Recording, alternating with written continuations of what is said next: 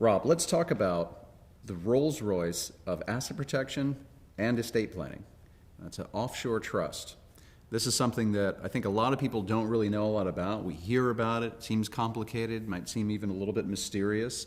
There are some really, really interesting benefits to having an offshore trust, both for estate planning and for asset protection.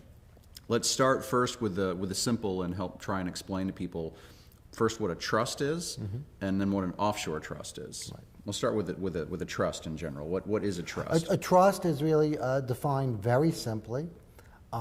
It's an entity controlled by someone other than the person who's putting in the property, referred to as a trustee.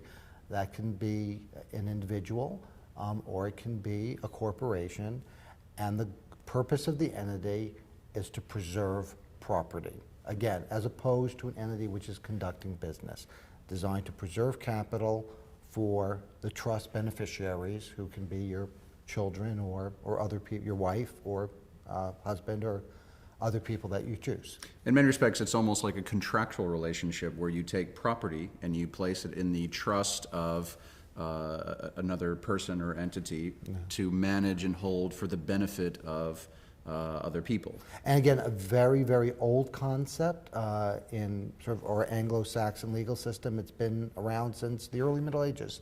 Nothing new, and is very well understood type of vehicle. So a couple of key people in a trust. You've got the grantor or the settlor. That's right. The person who's putting in the property. somebody who puts in the property. You've got the trustee, Right. who's the person that's actually managing the property. For the purposes of the trust, when the grantor creates the trust and places property into the trust, essentially giving the trustee essentially ownership and control of the property. Is it the trustee that essentially owns the property, or is it the trust that owns the property? The trust owns the property. The trustee speaks for the trust. Now, I should say, in some common forms of U.S. domestic trust, revocable trust that people set up to deal with probate issues, often the grantor is the trustee as well. But again, that So it is possible for if I set up a trust, I'm the grantor of a trust. I could also be the trustee of my own trust. yes. Although again, in those cases, as we'll get to, you're losing any ability to really get significant asset protection elements. Again, but yes, that is domestic trust. That's a possibility. So the third person in this equation is the beneficiary or the beneficiaries. The beneficiaries are the people who are, or entities, could be a foundation or a charity or a company, or your kids, or really anybody. I'm sure you've probably seen a lot of interesting choices Yes. for beneficiary. Probably people try to put their dogs. And there are so pets, forth. yes. People do that. So the beneficiaries are the people that are ultimately entitled to the property. If it's, for example, cash and investments, not only are they essentially entitled to receive the benefit of those, but also the investment return, the dividends, the income, all those sorts of things. And so and then there's a trust document. And Yes. the trust document outlines very clearly this contractual relationship in what the boundaries of the trustee, the responsibilities of the trustee, when the trustee is supposed to place and provide certain income, is supposed to make certain distributions of property from the trust, of cash. When my son turns 18, he should receive X, and when he turns 25, he should receive Y. And these are the sorts of things you hear about in the movies. And so I think a lot of people have a vague understanding of what a trust really is. And what most people see, again, in the domestic U.S. context, which is common, many people have this. Again, sort of a revocable living trust. The idea being that it provides a detailed outline of what is supposed to happen to your property when you pass away, thereby avoiding the whole probate process. The assets are in the trust already. The trustee is in charge of making these distributions. You don't have to wait to go to a court and go through probate. And again, that's its primary purpose. It does not provide any material asset protection benefits, however. Let's come right back to that. I just want to point out, as you were saying, I mean, one of the, I think, primary concepts of freedom and liberty is property, particularly your ownership and control of private property. And as you were talking about probate, as people, at some point, all of us are no longer going to be on this planet, and that's inevitable. But one of the great things that you're able to do, particularly for your family and future generations, is to be able to control what happens to your private property, even when you're no longer here. That's a tremendous amount of power, to be able to, instead of just throwing your hands up and everything is on the table for the government to decide what happens to your private property, by using some of these tools like a trust, you're able to make those decisions for yourself about what happens to your private property. And so now we've talked about the key elements, the parties in this equation, the grantor or the settlor. Those are essentially the same people, depends on different jurisdictions, call them different things. The person essentially creates the trust, the trustee, who's responsible for managing the trust. Oftentimes these are professional organizations, Corporate entities or right, banks. that have been in business for a very, very Yes. long time. In New Zealand, for example, I think there's 4 companies that are trusts that they actually have to pass an act of parliament for these companies to actually be recognized as trustees. They've been around for more than a century. So a lot of times they're very old, established companies. Then you've got the beneficiary, which is, and everything is outlined in the trust agreement, which is a very firm contract, which outlines how the trust is supposed to operate. And there is one other party which is not common historically in the U.S., although it does appear sometimes in U.S. law, called the protector. Right, trust protector. And this will be important for some of the things we're going to talk about a little later. The trust protector, whom I strongly prefer is not the grantor, Right. is a person in whom you have a tremendous amount of confidence, usually a relative, sometimes a trusted advisor, that sort of thing. Their role is basically to tell the trustee, who, as we said, is often just a company, Right. what to do. What the trust document often has a lot of discretion as to when to make distributions or how to allocate property or cash among beneficiaries. The trustee is supposed to listen to the protector, and assuming that what he's saying is within the law and reasonable, to act on those suggestions. So, It's like an independent advisor. right, but again, it's somebody who you hope and believe will sort of share your values, Right. personal values, and guide the trustee to deal with this over the years the way you would have wished. And the protector is often outlined in the trust document. You normally say who the protector is, and then you outline, or it can list successor protectors, protectors. or then finally a mechanism, once all those people, once you've run through the list, Right. possibly, how do you choose the next one? Yeah. Okay, so grantor or settlor, trustee, beneficiary, trust protector, and of course the trust agreement.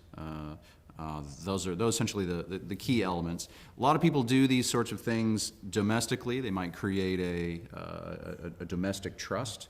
Sometimes if somebody comes down with a terminal disease or something kind of unfortunate, when somebody has to kind of get their affairs in order, they rush together and put together a domestic trust and nominate some family member to be the trustee and these sorts of things. And so those are useful in certain cases to try and avoid probate. Yes, and they're fine. They're fine as far as they go, and they're useful. But they are very limited in terms of their role. They're designed to do one specific thing. They do it well, which is, again, avoid probate and provide certainty on the disposition of property. But that's all they do. Right. Now, there are other forms of, about, I think, 16 or 17 states have passed asset protection trust statutes, which would allow you domestically to form a vehicle which would do that and also potentially provide protection from creditors or people who sue you, that sort of thing. My own view, and there are the many who would disagree with me, is that those are a very limited utility. They tend to have a lot of very detailed requirements that you need to meet upfront and on an ongoing basis as to where the trustee is located, as to where the assets are located.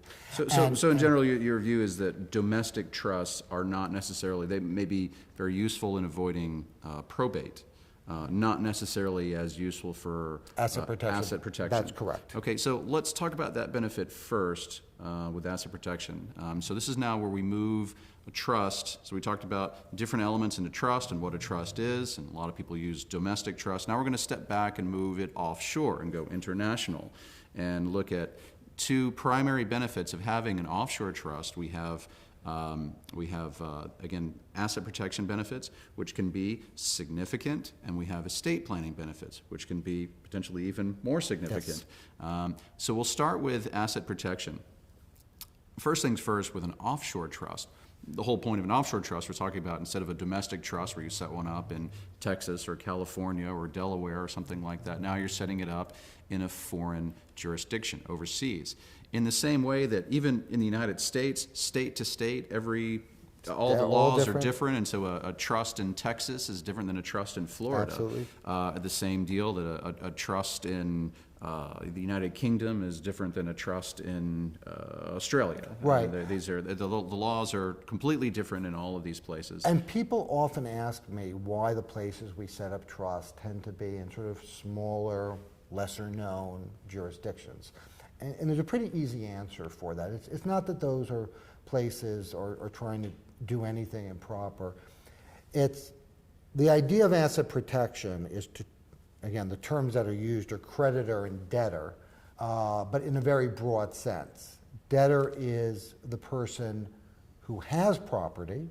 Creditor is somebody who wants to get it. Many of the best asset protection jurisdictions are in offshore or sort of lesser known countries. The reason for that is really quite straightforward. In countries that have a large commercial sector, the United States, of course, being the largest example, you need a balance between the rights of creditors and debtors for people to be able to conduct their business operations in a fair manner, so that people can lend and borrow money, or know that if a contract is violated, they have the right to go to court and seek a judgment to make things fair. If what you're seeking is asset protection, you want a jurisdiction which heavily favors the rights of the debtor, the person who's holding the property, against that of the creditor. So they tend to be jurisdictions that don't have large sophisticated industrial economies. One analogy might be, for example, real estate. Might be a lot of folks watching this who invest in real estate, and if you invest in real estate in the United States, for example, people might know that there are some states that are more tenant-friendly, some states that are more landlord-friendly. Yes. So in the same way, there are some jurisdictions that are more debtor-friendly, some jurisdictions that are more creditor-friendly. And so obviously, if you're trying to set something up to ensure that, obviously, most people don't wake up one day and say, I'm probably going to get sued today. I mean, it just, Yeah. But these things happen as you go on through life, as you become more successful, as you start to accumulate more assets, you start becoming more and more of a target. Yeah, absolutely. People start coming after you. It's unfortunate, but that's life. The good news is that there are options out there, and as we're talking about, this might be one of the best asset protection vehicles out there. And an important point, I'm sorry, Yeah. to interrupt. Unfortunately, if you wait until something happens, Right. it's too late. Right. In these sort of You and I both Yes. run into people like that who say, XYZ just happened, I'm getting sued, this happened, that happened, and now they want to set up a trust. and the trustee will not accept Yeah, forget it. Too and late. cannot, under the laws of any country that I know of, accept property when a person already is involved in a lawsuit, and that They could call be that fraudulent conveyance. fraudulent conveyance, and that includes things, not only sort of commercial lawsuits. It could include a divorce. Right. And again, many people use these as sort of Even if way of it's dealing even with if that. it's not even right after it happened, even if it's, for example, right before, Yes. something like that, It's a- that can be very shaky legal ground if all of a sudden you think, oh man, I'm going to get sued in 2 weeks. I better set this thing up and try and stuff a bunch of cash, into some trust so that nobody can get it. That's just not going to fly. And what's more than likely is that all that property is going to come right back to where it was Yes. before, and there'll be probably even more And penalties. I was going to say the judge in whatever country it is will look very unfavorably on a person who clearly was trying to manipulate the legal process in a way which is not permissible. And so you can say you're now not the favored party in that lawsuit. So the more appropriate thing to do, obviously, is to be prudent and look out into the future and realize, you and I were talking about this before, what's going to happen today, what's going to happen this afternoon and tomorrow is pretty reasonable. What's going to happen 10 years from now, 20 years from now, the further out we go, the less certainty we have on what's going to happen. And so taking the opportunity now to set something up to mitigate risks that may become actually much more real further down the road makes a lot of sense. If on top of that, you can get substantial estate planning benefit, which, by the way, again, nobody is going to be on this earth forever. And so everybody at some point is going to have to look at this and say, maybe I need some estate planning benefit. So if you can get that as well as the asset protection benefit, the asset protection protects against the, unknown risks, uncertainties that may or may not happen. Yes. Estate planning is something that pretty much affects everybody. Everybody, and Yeah. everybody should. Many people, many of my clients come to me and they don't even have a will, Right. which I think is, especially if there are children around, is irresponsible. The will, again, we spend a lot of time talking about money and property and that sort of things, and those things are important. But another thing, obviously, that you have to look at in the estate planning context, if you have children, is if both parents are to, they're in an airplane crash, it can happen. Who takes care of the kids? I think this is a major responsibility. So, looking at the unpleasant reality that we're all going to be gone at some point. So it's uncertainty. You have to deal with it. Planning for that uncertainty. So, just kind of moving back to this, we're talking about a lot of things. Talking about the different elements of trust, moving it offshore to derive. Right now, we're talking about the asset protection benefit, and then and part of deriving that asset protection benefit is establishing a trust in a responsible way, Yes. doing it at a time that you're not under attack, that you're not being sued, that you're not, people aren't coming after you, doing when things feel good and normal and fine. That's the time to do it. Yes. You don't wait to do it when suddenly everybody's suing you. That's exactly the wrong time to do Exactly. it. And it's one of those things, it's like an insurance policy that, maybe you never need it, but if you ever do, particularly when you start looking further out into life and say what's going to happen 5, 10, 15, 20 years from now, who knows? If you ever do need that insurance policy, you're going to be really, really glad that you have it. Right. But unlike a lot of insurance policies where you're just, you're spending, and maybe you never really get any of that benefit back, with a trust, when you look at just the estate planning benefits, there can be Yes. a lot of benefit that comes back, particularly to your family and loved ones. Let me ask you a question, just to we focus on the estate planning for now. Sorry, the asset protection. Yeah. In offshore jurisdictions, we don't have to talk about specific jurisdictions, but what makes a favorable, we're talking about creditor versus debtor friendly, what makes a debtor friendly jurisdiction? What are the kinds of things that you look for Again, in legislation? yes, and these are things which are embodied in statutes passed by the legislature of the relevant country. Again, the ability, for example, of a trustee to resist any requirement that he distribute the assets of the trust under coercion, which is a term that's used in many countries. Coercion, Essentially in the legislation. yes, being defined, again, what you want is a very, very broad definition of coercion. A court order defined as coercion, right? Any requirement, either by government of another country, government regulation, law, court order, order by a local police force, whatever it may be, which is demanding the transfer of property contrary to the wishes of the original grantor or the protector. And so we want that So defined there are places as that broadly as exist. possible. There are places that exist where the legislation clearly states that a trustee cannot be compelled or coerced, and the very broad definitions of what it means to be coerced. And that it can actually be a criminal offense in that country to make a distribution, for the trustee to make a distribution under those circumstances. Okay, good. Is there any, I mean, I'm sure there are a lot of different things. Maybe one more example. Again, in bringing a lawsuit, in the better asset protection jurisdictions, if someone wants to bring a suit against the individual or assets in the trust, whatever it may be, they're often required to post a bond, pay the court, right, a significant bond, which they forfeit if they lose the case.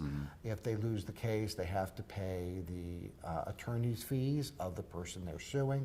So Creating very high hurdles to say, okay, if you want to file a lawsuit against this trust in this jurisdiction, you got to come all the way over here. You got to put a bunch of money on the table first. You got to make a deposit and a bond and so forth. It's like a thief stealing a car. Somebody comes by, the door's locked, the club's on the wheel. All these different things. There are many cases easier targets. You make yourself a much more difficult target. And you hear it in the news frequently. One of the common criticisms of more litigious countries, like the United States, is that it's just so easy to sue somebody. Right. You're right. Your lawyer, maybe your brother-in-law is your lawyer, and he says, "Okay, I'll file some papers in court, and we'll sue that guy." You don't even have to give me any money. I'll just I'll take a big cut. I'll take a third, when we settle. Yeah. And so It's so easy. Yeah. The answer, right? So everyone comes to the same very reasonable conclusion: is, well, why not give it a shot? I might get a lot of money, Right. and if I don't, well, it didn't cost me anything. And so we're looking for exactly the opposite situation when it comes Right, to an where it asset becomes protection very jurisdiction. difficult to sue somebody. Yes. So, and there are a lot more things than that. You look at places where the charging order provisions or some Yes. of the. I mean, there's a Lots lot of of other different provisions. things. So, and this boils down. And these legislations, bodies of legislation change from time to time, obviously. So, always looking at those and I was going to different say, options. and actually, what's interesting is among the jurisdictions, this also happens in the offshore company area too. The governments of the various jurisdictions are all paying attention to what the others are doing. Right. So that if it looks like they're going to lose business because somebody else has come up with a better idea, they know about it. And it is truly a free unregulated market. And so if you see your competitor doing something smart, you change your laws to adopt the same provision. So these things do happen from time to time. The Yes. legislation actually changes.